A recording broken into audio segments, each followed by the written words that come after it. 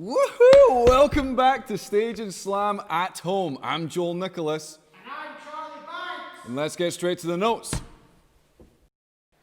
That's right, even though the response to the first two highly professional and produced shows was overwhelmingly positive, and I have to say, overwhelming for us, Joyful Tally thought that our intro could do with a little bit more something. She said something about how if we said what we were saying, but doing something epic, that would make it better. And first of all, how dare you? And second of all, you're right. So let's do this again, shall we? Good evening, everybody, even though it is very clearly the afternoon, and welcome to SNS at H. Joel, what is SNS at H? That's a good question. For years now, I've been wondering why there was not a news show dedicated entirely to Stage and Slam memories, especially during this time, not being able to have Stage and Slam in person and desperate for my yearly fix. We reached out to you guys and asked for your favorite Stage and Slam memories, and boy, did you deliver. And after reading all of your replies and being deeply moved, I thought, all right, world, enough is enough. Why not us? Why not now? So, ladies and gentlemen, this is your fault, and this is Stage and Slam at Home. I'm Joel Nicholas. And I'm Charlie Banks. And if it isn't clear yet, we have absolutely no idea what we're doing. Wow, we're going to be out of a job soon.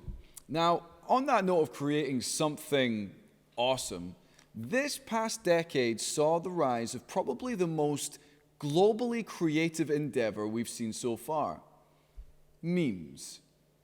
And so we decided, since we're going through the years, that we would ask you to send us your best Stage and Slam and Summer Slam memes based on photos from those events. And you didn't disappoint. But first, we need to get them here.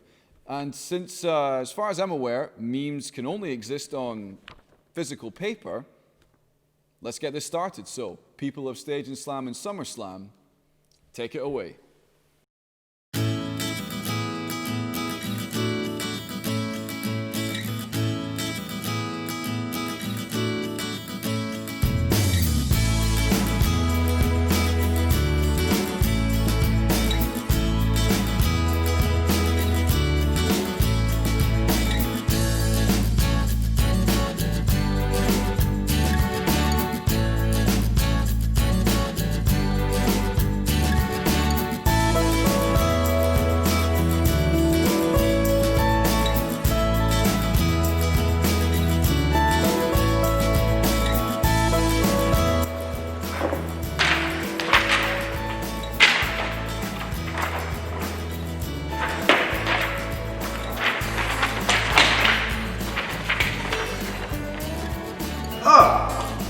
Let's take a look.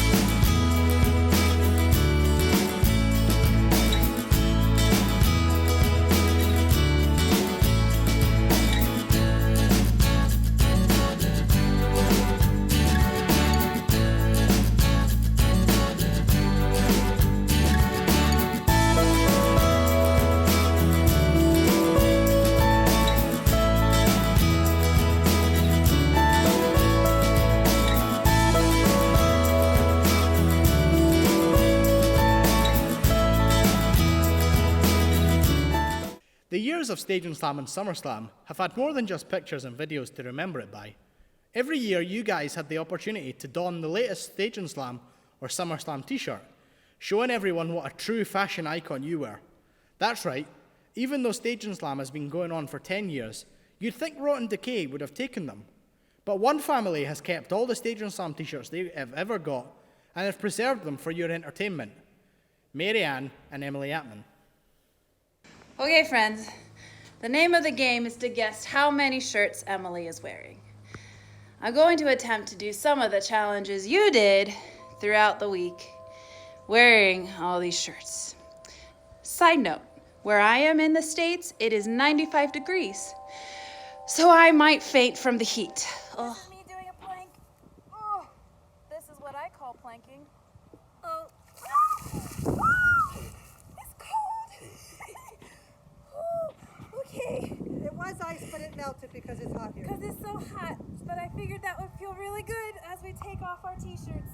Okay, so now you guys give us a number of how many shirts you think I'm wearing and we're gonna count together as my mom pulls them off. So here we go. Oh, and I'm sitting in cold wet. Okay. Haha, you thought you were going to get told how many t-shirts Emily had on, but you were mistaken. So, what we'd like you guys to do is to head on over to your cabin time, where you can talk to your leaders and submit your guess. And the closest person to the actual number will win a prize. We forgot to tell your leaders about that bit. Anyway, on with the news. Let's get a check of the weather. Hey Tom, what's it looking out there?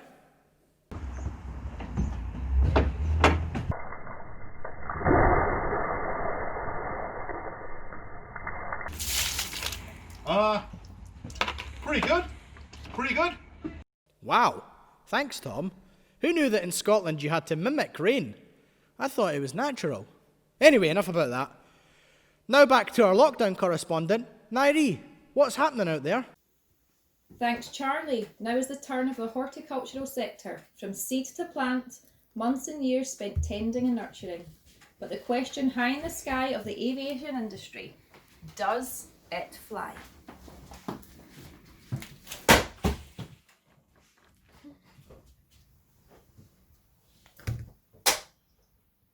Wow, impressive.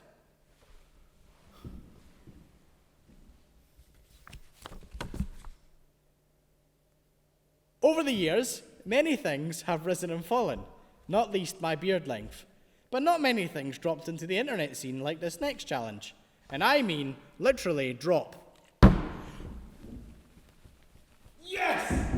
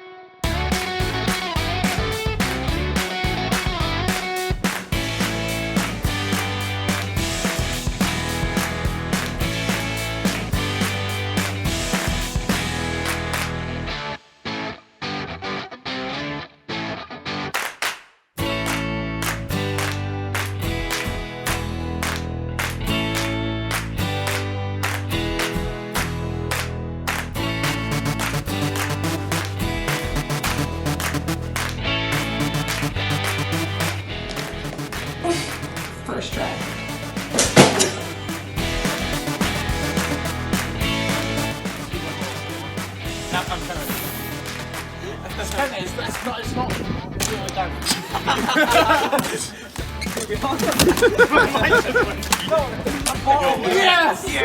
Stage and Slam 2020.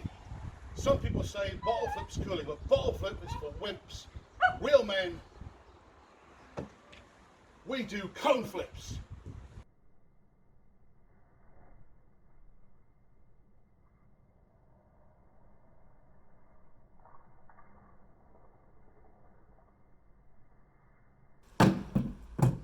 Yes! Hello my dads, we're going to do some special effects. Okay, you're going to do some eyeliner, some black eyeshadow, some red lipstick and a concealer. You're going to start lining this shape. It's a spiral type thing. I really don't know how else to explain it. It's something you're just going to have to practice. And you're just going to start lining these lines with your eyeliner, and then I'm going to put little crosses in the spaces that you need to fill in completely black. So once you have done that, you're going to go in with a black eyeshadow and you're going to start creating some dimension. And then you're going to go in with some brown eyeshadow, again just creating those dark shadows. Then you go with concealer to make it look a bit more skin-like, and then the red. Blood, as you know, with special effects for me, it literally goes everywhere, and blood can go anywhere. So this is if you want to add a bit more of a gore effect, just go for it. Then I realised I needed a space that I needed to fill up a bit more for the photo. So there we go, there's me in the mirror, and then I took some photos, and there we go, boom. Coach Graham here, Stage and Slam 2020. Just reminding you about a quick skill drill. Remember we did it last year, 2 hands. You watch the ball into your hands, hands together. Relax the palms, flex the elbows. Should mean you should be able to catch absolutely anything.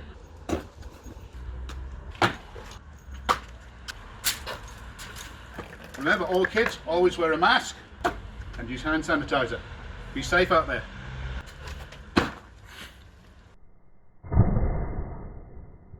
And I mean anything. Hey guys, I'm about to show you how to make a cup of coffee. So the first thing you might notice is that my water tank's empty. So let's fill it up. Look at that, it's full, as if by magic. Okay, the next step is to pick one of these pods to put in my machine. I don't know which one to have. Oh look, Americano. Next step, pop this, open this, put the pod in, put the pod filter back in and close it. After you've done that, you want to take your cup, you want to put it in here, you want to turn this on. And then you want to wait until it goes green before you can start making the coffee. Now the machine's green, turn this bit to the right and watch the magic.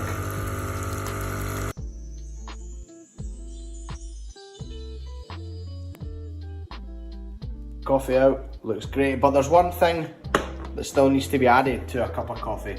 And that one thing is this, pink Himalayan salt. I grind mine with a lid on and then just sprinkle it in my coffee. Then you just give it a wee stir.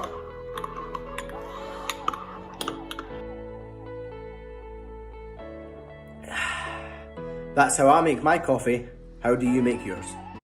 Thank you, Charlie. Now over to our speaker correspondent, Andy Chittick. Hey, well, I want to say, today, this is a great treat for me. It's a great privilege because not only is Mr. Randy Nicol a dear friend of mine, someone who's a mentor and someone who's spoken massively into my life, shaped my journey. He's also someone who's been about since the very start in day camps in Fife and in Edinburgh. He was there right at the start of Stage and Slam when we began it as a vision of the future. And 10 years on, he's been involved in every part of it. It's woven through it. So, Randy, thank you. It's a pleasure having you here with us.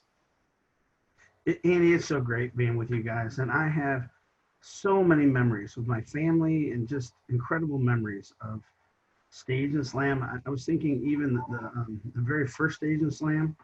I always go back. That was one of the most fun things ever. I remember the first one in Fife. The Stables had been living in their house for 2 days, I think, maybe less, when we started the first Stage and Slam there. So, yeah, it's my privilege. Man, they hit the road running. You gave us 3 weeks at least for the first thing that me and Ross did. That was generous. It's awesome. So we've been on this journey. We've been in this together. And so we're really bringing you in as you're wrestling with this concept of need that's in each one of us. And Randy, you really personify this wrestling because you've been through a personal fight yourself.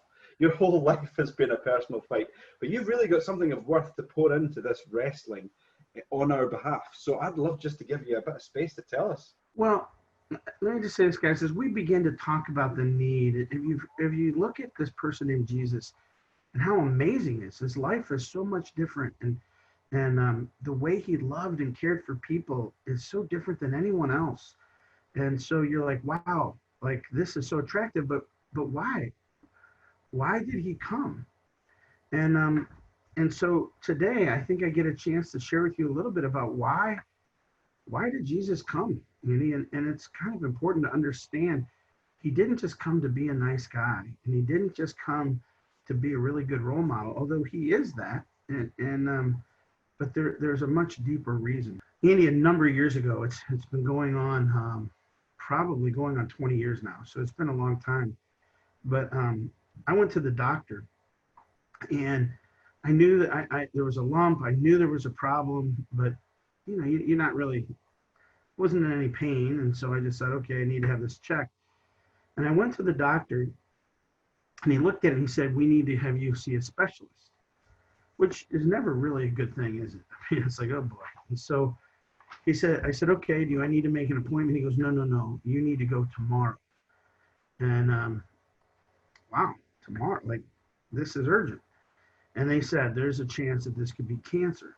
And when you hear that word, it's like everything changes. It just kind of brings terror to people. And I think every one of us has known somebody that has dealt with cancer, haven't we? And so I did go the next day and found out it was cancer, and I had to have surgery and treatment, and I had radio, and it's this overwhelming feeling. And it's just like everything else. There can be anger, there can be sadness, but it's hard news to get. And I'm really grateful that doctor told me the truth. Like, imagine if he just said, I don't want to bum him out. I know this is going to ruin his day, so let's just not tell him, and I wouldn't be here today. And the reason I share all this story is because I feel like in our lives, that was so personal for me, but this issue of the need and why Jesus came is because there's this thing called spiritual cancer that we all have. And this spiritual cancer, it brings death. Did you know that Mary, Queen of Scots, tried to stop golf in St. Andrews? What was she thinking? The reason for that is because people were no longer doing archery. And she thought it would hurt the nation's ability to protect itself in defense. But here's the thing. This term sin is an archery term. And what it means is that when you miss the bullseye, you miss the mark, it's sin. You missed what you intended to hit.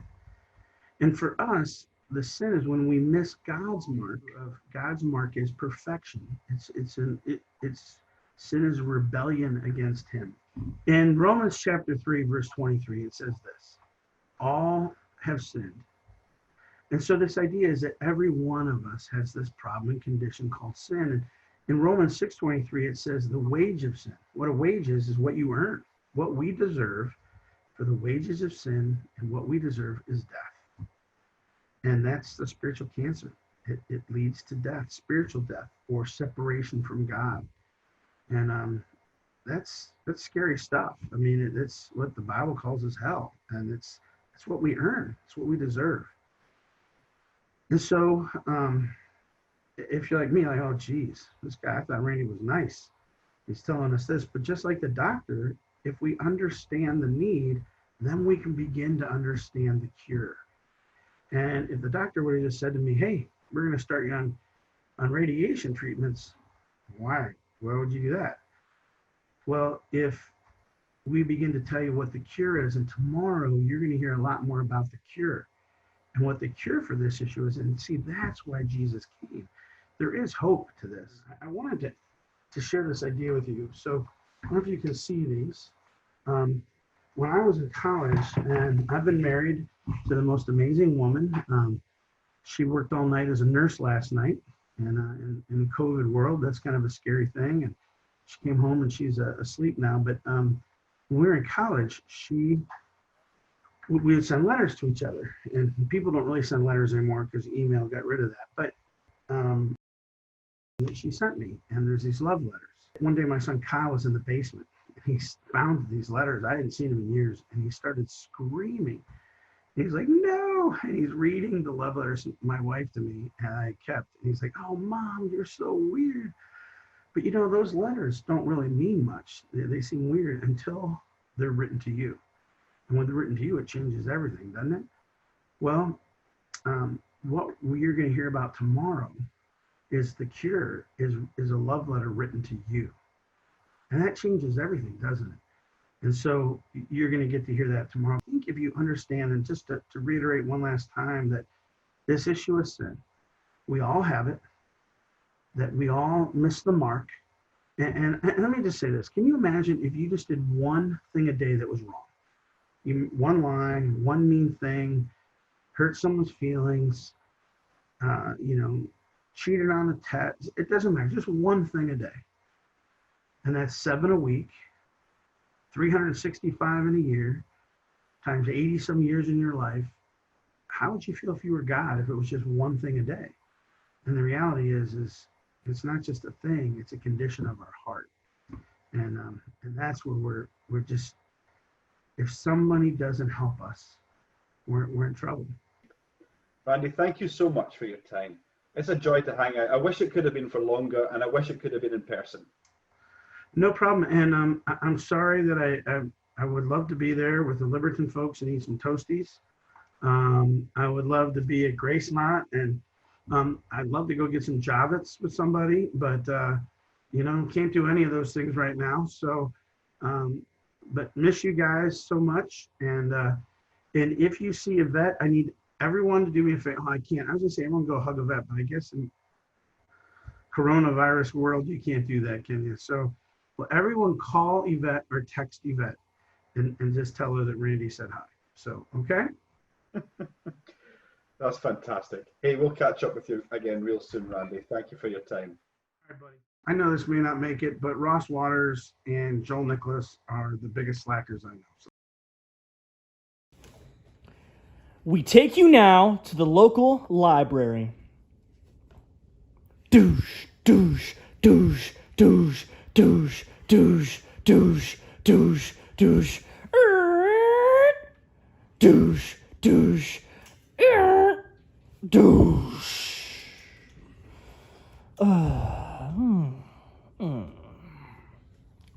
Look, look, look, look, look, look, look, look, look, look, look, look, look, look, look.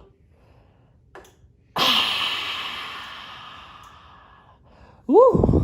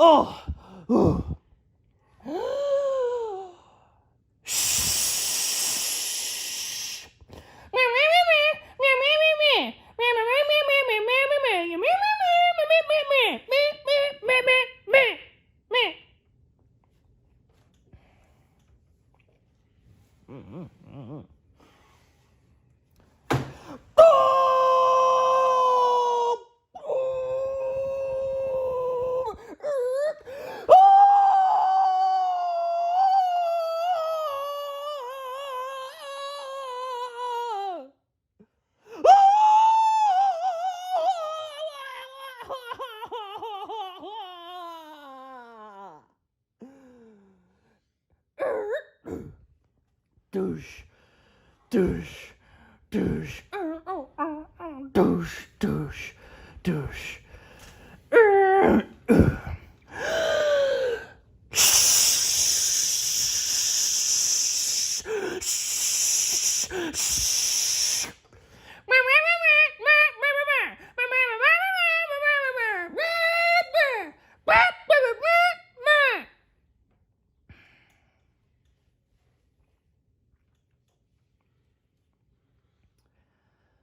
Zzz.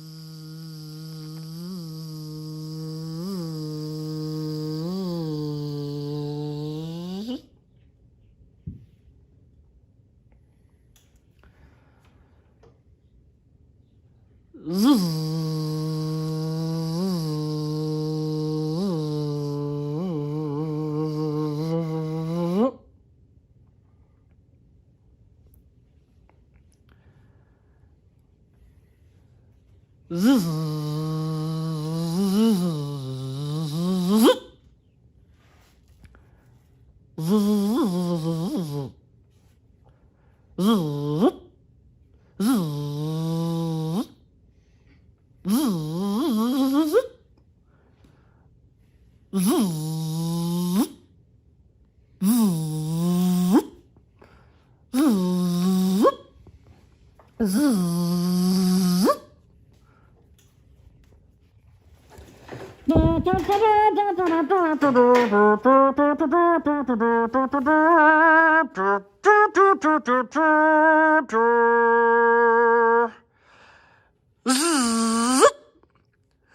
Steerac 1.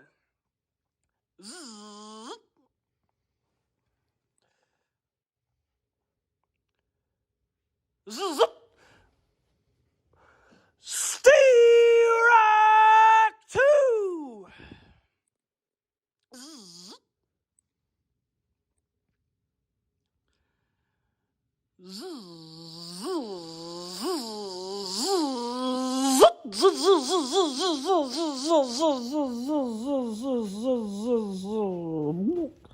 Help me! Help me! I'm drowning! Help me!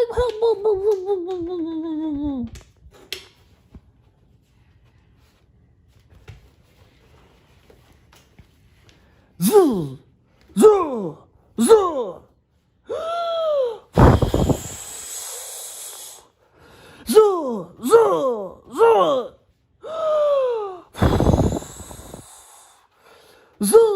Zoo! Zoo! Zoo!